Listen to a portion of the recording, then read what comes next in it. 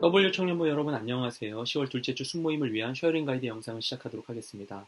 우리 욥기 말씀을 함께 보고 있죠.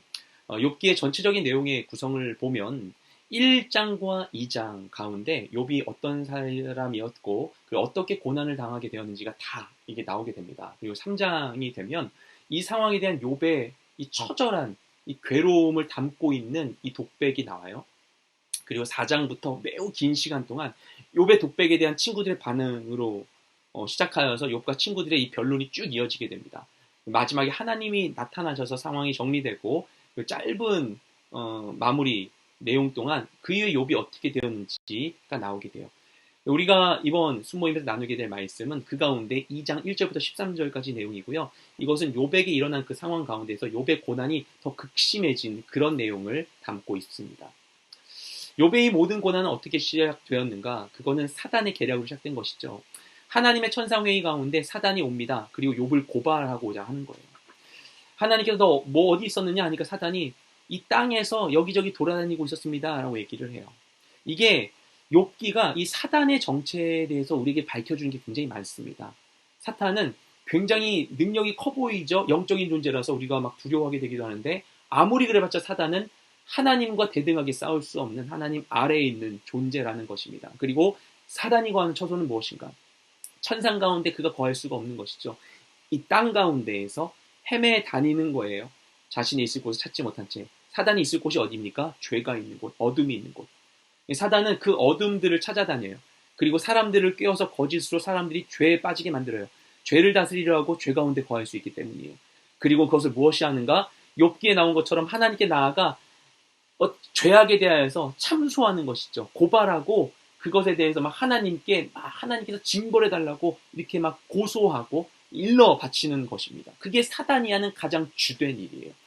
하나님께서 사단에게 욥을 보았는가라고 이야기하면서 욥의 이 좋은 점들을 얘기하시고 칭찬하실 때 사단은 그 욥을 망가뜨리고 하나님의 거룩함에 먹칠을 하고 싶었습니다.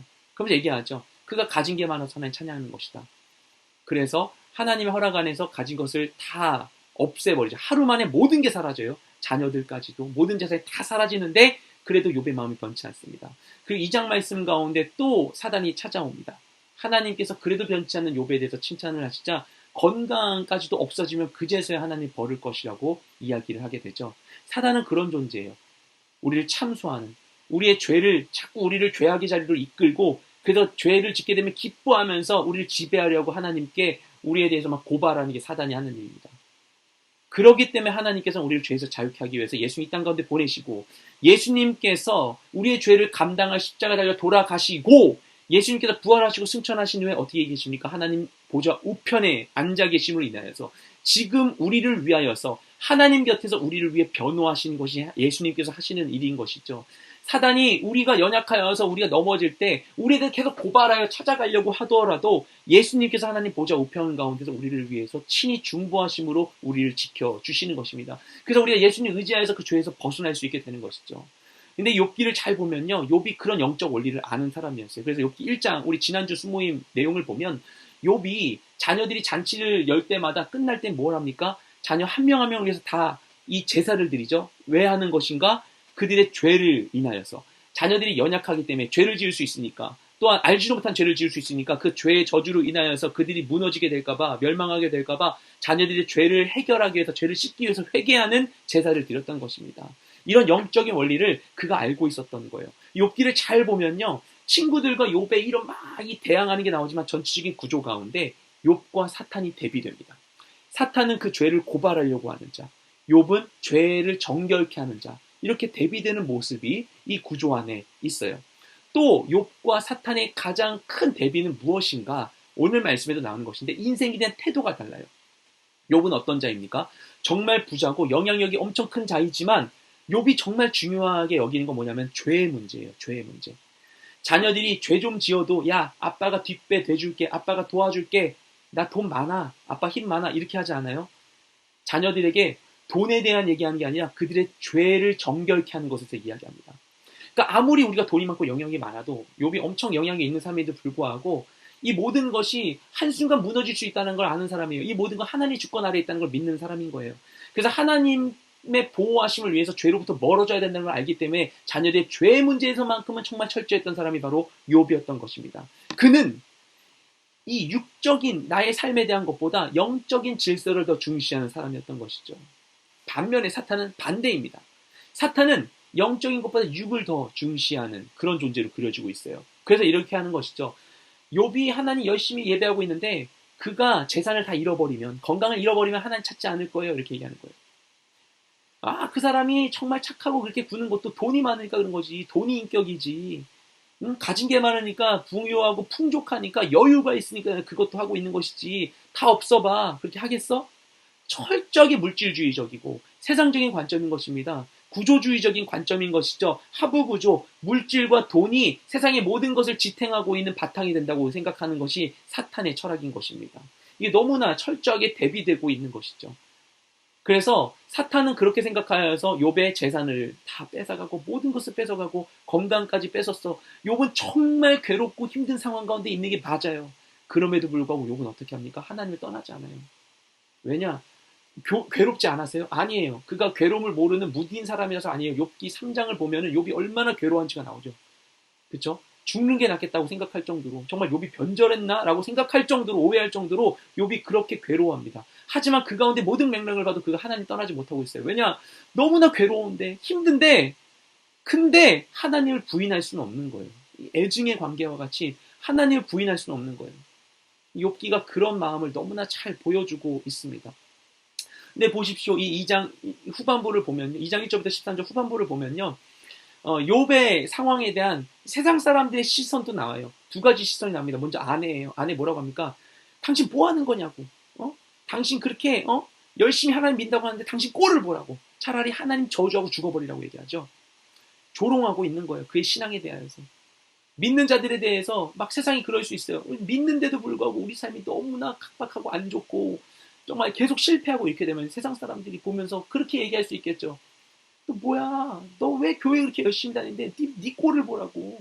너부터 좀 어떻게 해봐. 차라리 날 믿어라. 날 믿어. 이렇게 생각하면서 얘기할 수 있는 것이죠. 또는 우리가 스스로 그런 생각으로 스스로를 생각하면서 나 자신을 저주할 수도 있는 거예요. 반면에 친구들도 어떻게 생각하면 친구들은 욥을 보면서 엄청 괴로워하고 울면서 욥을 불쌍히 여기고 연민의 감정이 막 폭발합니다. 세상이 우리를 보며 그럴 수 있는 거예요. 불쌍해, 불쌍해. 또는 우리도 나 자신을 보면서 진짜 자기 연민에 빠질 수 있는 거예요. 나는 정말 불쌍해. 난 정말 안 됐어. 나 자신의 이 고난, 그리스도인의 고난을 바라보는 세상의 이 두 가지 관점이 나오고 있는 것이죠. 근데 그 가운데 욥은 어떻게 하고 있는가? 괴로워요, 힘들어요. 3장을 보면 자기의 이 어려움을 그가 막 억지로 감추고 아닌 척하지 않아요. 하나님께 있는 그대로 고백합니다. 아픔을 직면해요. 하지만 그 가운데 그가 하나님을 떠나지 않습니다. 철저히 하나님을 붙들고 그분께 이 모든 괴로움을 토설해내는 것이죠. 그것이 우리가 해야 될 일인 것입니다. 어떤 상황 가운데서도 역사실 주님을 붙드는 거예요.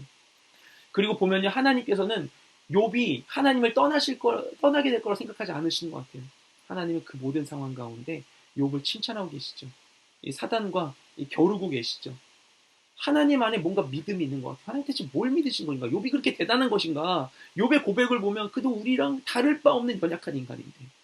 근데 하나님은 분명한 사실을 알고 계세요. 무엇인가? 우리의 상황이 변할지라도, 우리가 연약할지라도, 우리가 무너지고 넘어지고 흐트러질지라도 그래도 우리를 향한 하나님의 사랑과 관심과 능력은 변치 않는다는 것을 신실하신 하나님이 알고 계시기 때문에 그분의 능력 안에서, 그 사랑 안에서 내가 붙들어 줄 거니까, 그러니까 하나님은 그 가운데 우리를 바라보고 계시는 것이죠.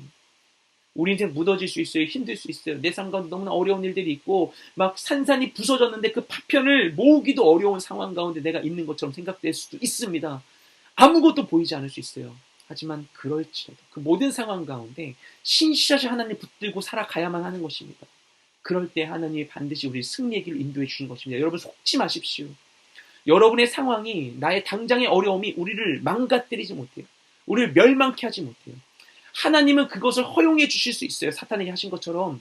결국 보십시오. 결국 사탄은 지게 되죠. 사탄은 욥이 하나님을 떠날 수 없게 되고 하나님 그를 지켜준다는 걸 결국 보게 됩니다. 승리하게 됩니다. 욥이 뭐 대단한 걸 해서요? 아니에요. 하나님 붙들어서 하나님의 도우심을 구했기 때문에 결국 하나님의 보호하심 가운데 그는 온전한 삶으로 나아갈 수 있게 되는 것이죠. 우리가 이 모든 상황 가운데 우리가 세상에 어떤 소유나 성취나 어떤 현상을 바라보고 그것에 믿음의 뿌리를 두면 결국 그것에 있고 없고에 따라 우리 인생도 완전히 무너질 수 있고 우리 믿음도 무너질 수 있는 것입니다. 하지만 견고한 변치 않은 진리의 말씀을 붙들고 하나님 붙들며 나아갈 때 우리의 그 믿음이 그 가운데 뿌리 내릴 때 우리는 견고한 하나님 나라를 소유할 수 있게 되는 것이죠. 여러분 그러니까 속지 마십시오. 여러분의 고난의 시간이 있을지라도 하나님이 뭔가 막 흔들고 있다 할지라도 다 흔들고 나면 결국 무엇이 남게 되는가? 흔들리지 않고 무너지지 않는 견고한 것만이 우리 삶 가운데 남게 될 것입니다. 진짜 가치 있는 것이 남아 있을 수 있도록 하나님 우리 삶 가운데 모든 무가치한 것들이 무너져 내릴 수 있도록 내가 의지했던 것들, 내가 의지하던 세상의 일들, 나의 욕망들, 나의 모든 세상에 대한 나의 나의 그 마음에 있는 그 모든 것들, 사람을 의지하는 것, 모든 것, 과거를 내가 붙들고 있는 것, 모든 것이 다 무너져 내리고 오로지 하나님만이 내 삶 가운데 남을 수 있도록 하나님 우리 삶 가운데 그 진동을 흔드는 일을 허용해 주실 것입니다. 그 하나님을 붙들고 온전한 승리를 경험하는 여러분 되시기를 주님으로 축복드립니다. 그리고 그 마음을 가지고 우리 은혜로운 순모임 하시기를 바라요. 얘기하다 보니까 너무 길어졌네요. 우리 수련회 준비하고 있어요, 여러분. 수련회 굉장히 기대하는 마음이 있습니다. 여러분, 시청하신 모든 분들, 수련회에 역사하실 주님, 내 삶 가운데 지금 이 광야의 때를 모두가 경험하게 되는 이 시간 가운데 하나님 우리에게 분명히 상황을 통해 주시는 말씀이 있는 줄로 믿습니다. 그 말씀을 붙들고 하나님의 이 역사하실 것을 기대하는 마음으로 수련회를 기대하며 여러분 기도로 준비해 주세요. 하나님 향해서 짧게라도 기도해 주세요. 이 영상 보시면 짧게라도 하나님 수련회 가운데 역사해 주세요. 나를 향한 말씀을 주세요. 내 길을 밝혀주세요. 여러분 믿음으로 기도하실 때 하나님 역사하십니다. 네, 기도로 준비되고 세워지는 귀한 수련회 될 줄로 믿습니다. 네, 기도하며 준비하는 우리 모두가 되시기를 주님의 이름으로 축복드립니다. 네, 여러분 은혜로운 순모임 되십시오.